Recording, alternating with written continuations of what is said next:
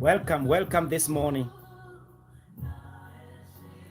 Karibuni.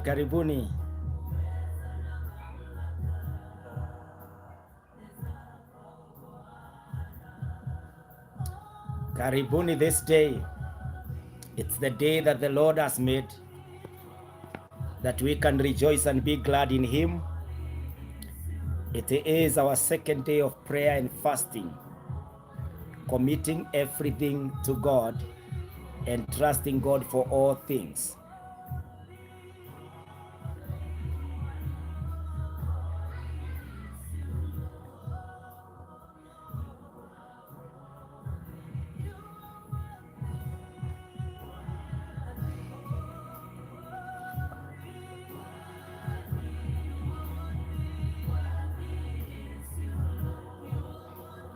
Karibuni sana.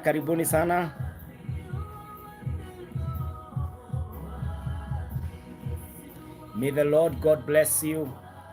May the favor of the Lord rest upon you. By the grace of God, we are here day 2, and we are not here for any other business, but the business of becoming who God made us to be and what God means for us, even as we come to the end of the month of October, all by the grace of God. And now today we mark that end by the grace of God. And so we are beginning tonight.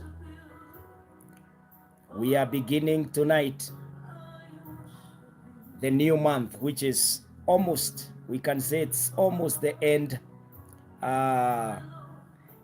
of the year, because with the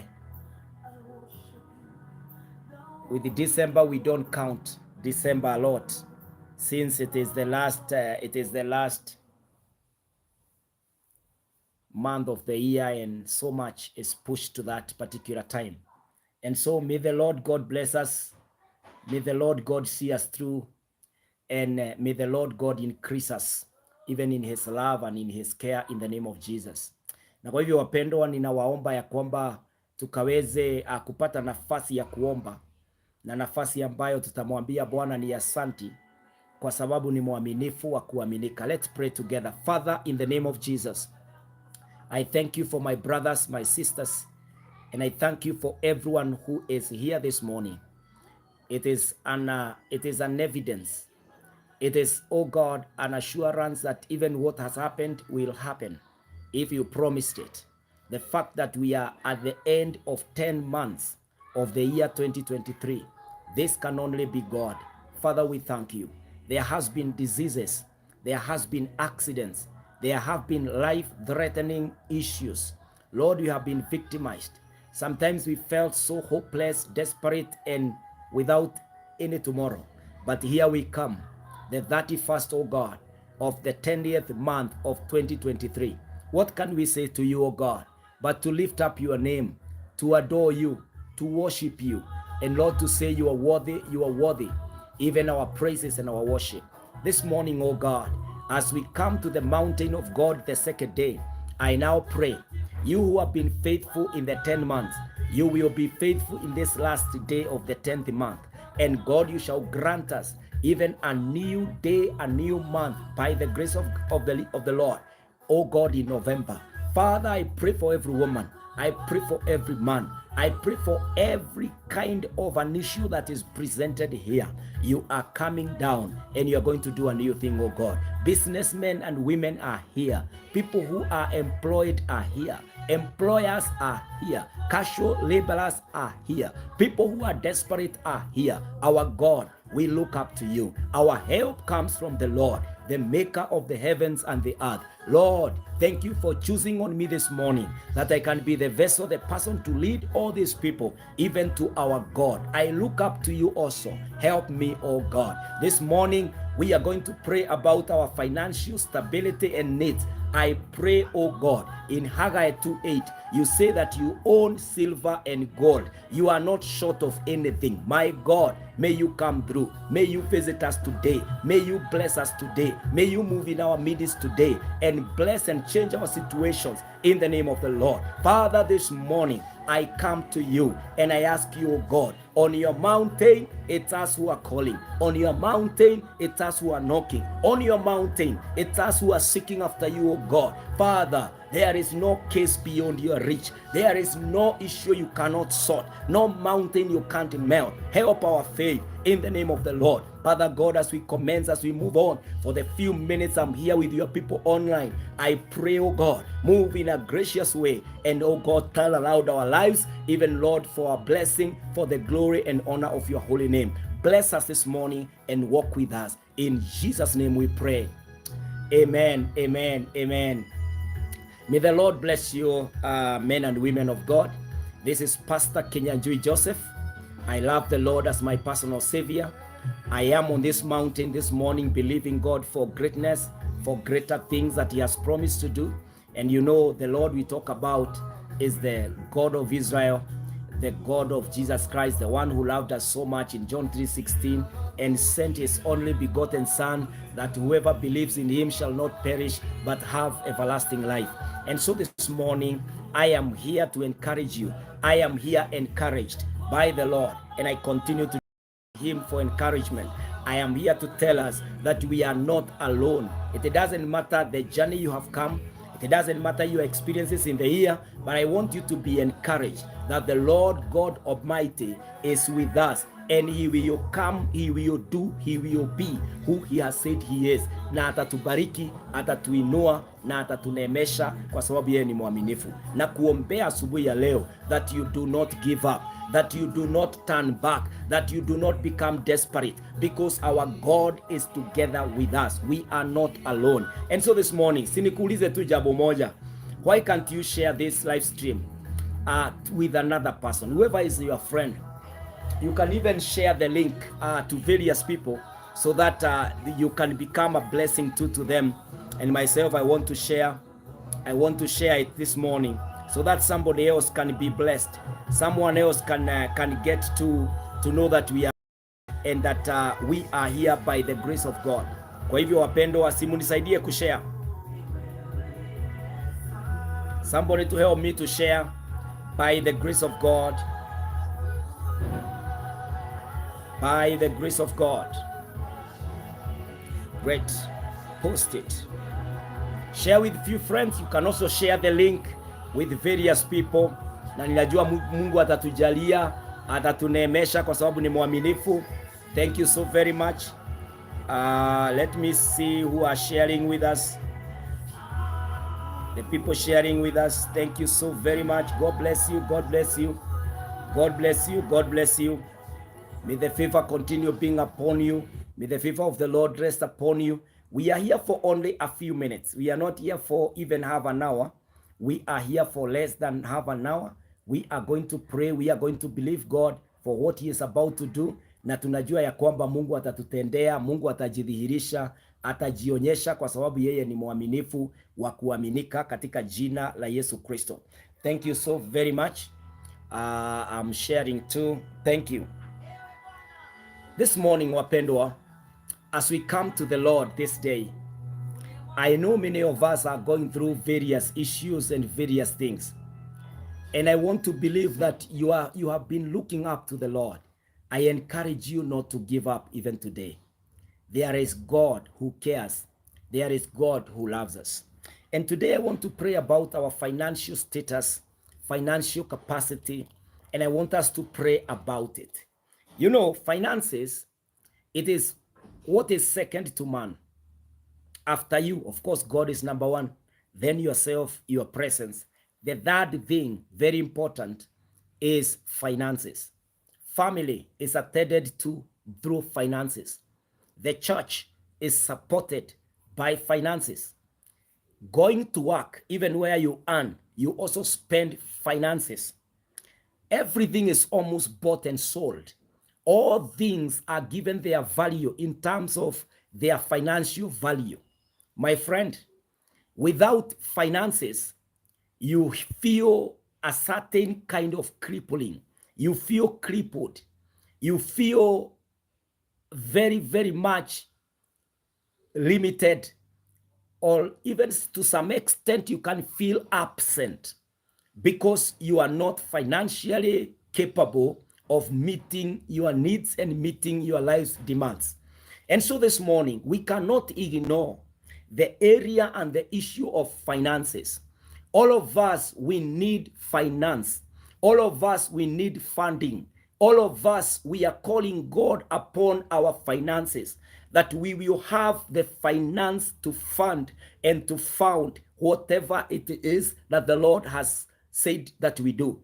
Myself, I'm a preacher. I'm a minister of the gospel. I know it takes money to buy the church lord. It takes money to buy that keyboard. It takes money even for me to assist a poor family, for me to be called a guest of honor in a certain fundraiser. It will require money above faith.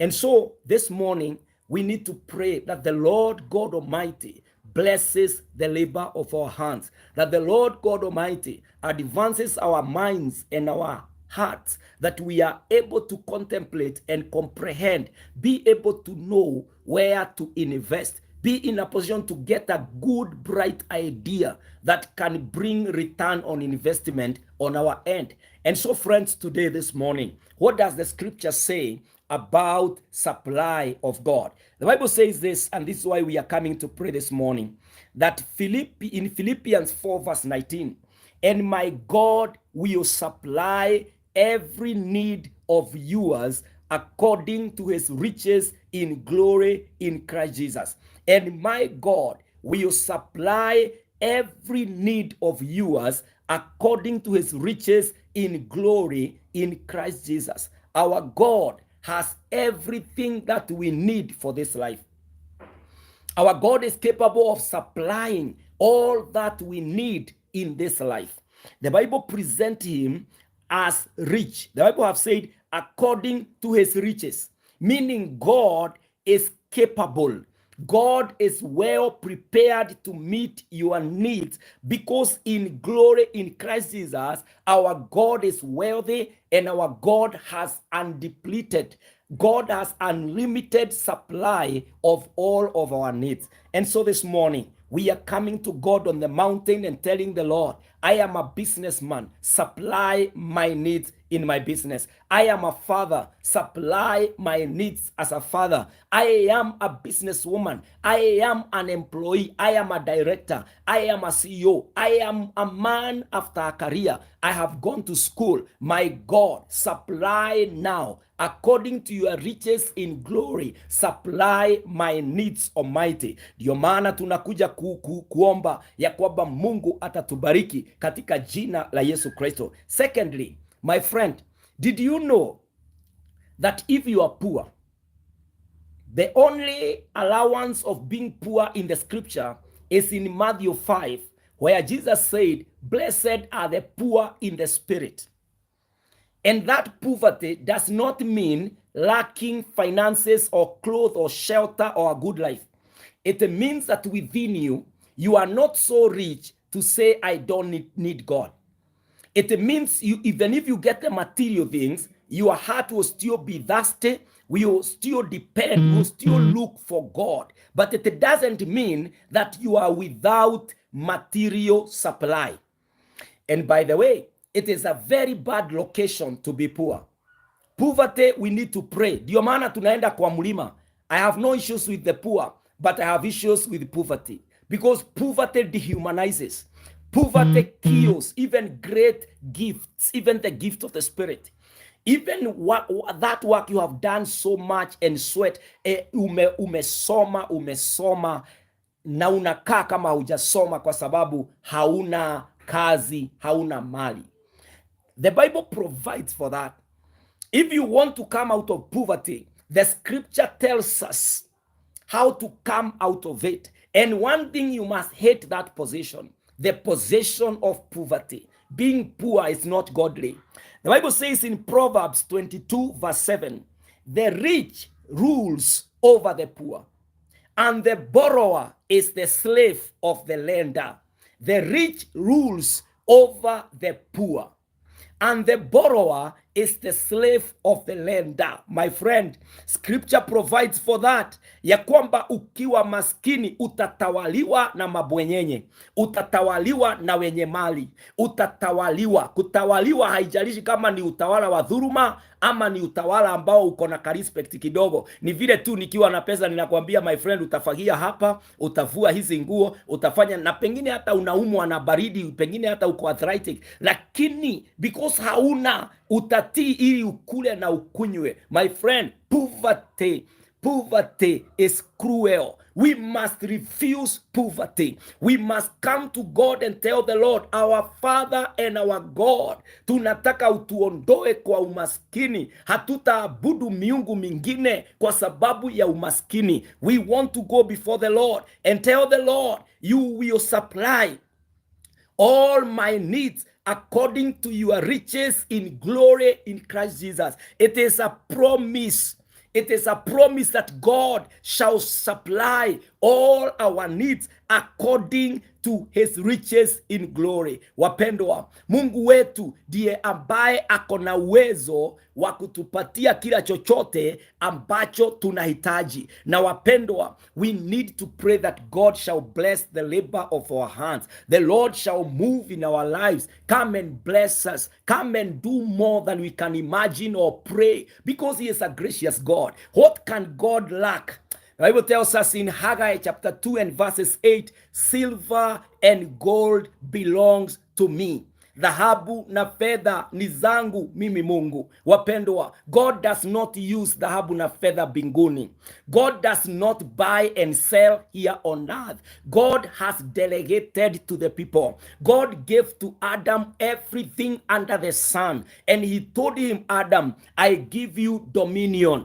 Dominate in the world. And so this morning, I want you to take your rightful possession. The rightful possession is the possession of being the manager of God's resources. It is being able to go where you want to go. It is being able to buy what you need to buy. It's being able to attend to an issue. Kama kuna yatima mahali, an orphan somewhere, and they come, they cross your space. They are crossing your space for a divine mandate. You have an assignment over them. You feel like you would want to pay their house rent. You would want to pay their hospital bill. You would want to pay their school fees. That desire is not just a desire. The Lord knows that you have the capability to attend to them. Lakini ni kwa nini hauwezi? This is why we are going up to the mountain to tell the Lord, Father, supply our needs. Those golds and silver, they belong to us from you. Wewe ndiye Bwana unatupatia ili tukaweze kulipia mama hospitali, tukaweze kujengea baba nyumba, tukaweze kusomesha watoto wetu, tukaweze hata kupata matibabu. Pesa hizo ambazo zinahitajika, Mungu atupatie kwa neema na rehema zake katika jina la Yesu Kristo. And so wapendwa, this day we want to go to the mountain of the Lord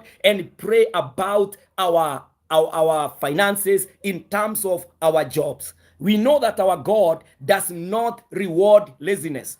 We know that our God does not reward wickedness. God cannot bless you to steal. God cannot bless you to corrupt. You know, God blesses the labor of our hands. And so this morning, when you go up the mountain of God, si utapeleka your career and tell the Lord, Father, you made me this particular person in this field. Now I pray that my field should supply. My field should be fruitful and fertile in the name of Jehovah God. Tutainuka kinyume na magonjwa ambayo yanafanya tusifanye kazi, magonjwa ambayo yanatuondoa kwa biashara, magonjwa ambayo yanatuondoa katika positions ambazo Bwana ametupatia. Tunataka kuomba, any threat to our finances, God will take it away. God will shield us from its attack in the name of Jehovah God. Tukatae ya kwamba tutatafuta pesa alafu zinaenda kwa magonjwa, zinaenda kulipa hospital to build, zinaenda kujenga nyumba iliyochomeka, zinaenda kununua gari ingine iliyoibiwa. Hapana, we must pray that our blessings come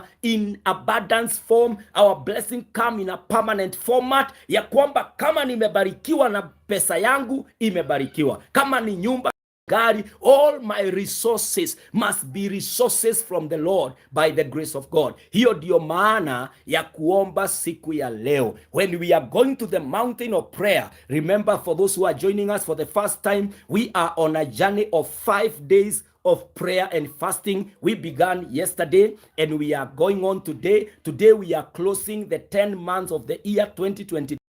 31st of October, tunamwambia Bwana, kile umetubariki naye hatutapoteza, na kama kuna baraka yetu ilikuwa imebaki in the month of October, we are still in this very month. Oh God, deliver it, because our God is God of speed. Hawezi kuwa limited at it is the 31st of October, ati kwa hivyo sitaweza kukubariki na kile nilikuwa nimepanga kukubariki naye.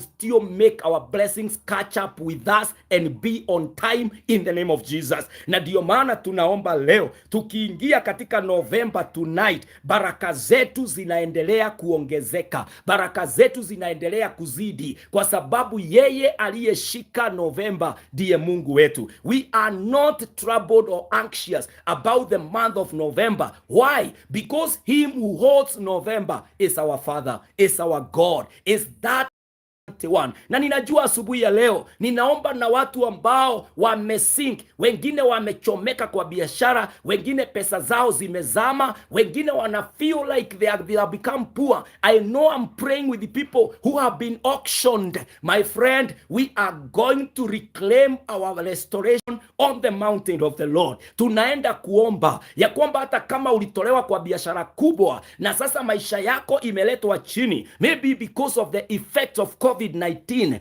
the effect of what the economies are going through in the world, the Lord God Almighty, yeye ndiye alikuwa amekufanya an international businessman, yeye ndiye alikuwa anafanya una export, una import, yeye ndiye alikuwa amefanya una supply kwa hayo mashule yalifungwa, ama kwa hiyo hospitali ilifungwa, ama alikuwa amekubariki, ulikuwa una supply the former government na the new government imekurusha nje. I am praying, we are praying with you today that wanaweza kukurusha nje, lakini nje ya Mungu ni utajiri mkubwa. People can throw you outside their life, but you are not outside God. Mungu ambaye alikuwa amekupatia kile kibali ndiye yule jana, leo na hata milele. We refuse to say that we are poor. Let the poor say I am rich. Let the weak say I am strong, because there is God who is together with us, wapendwa. Hey, the Bible says in 2 Corinthians chapter 9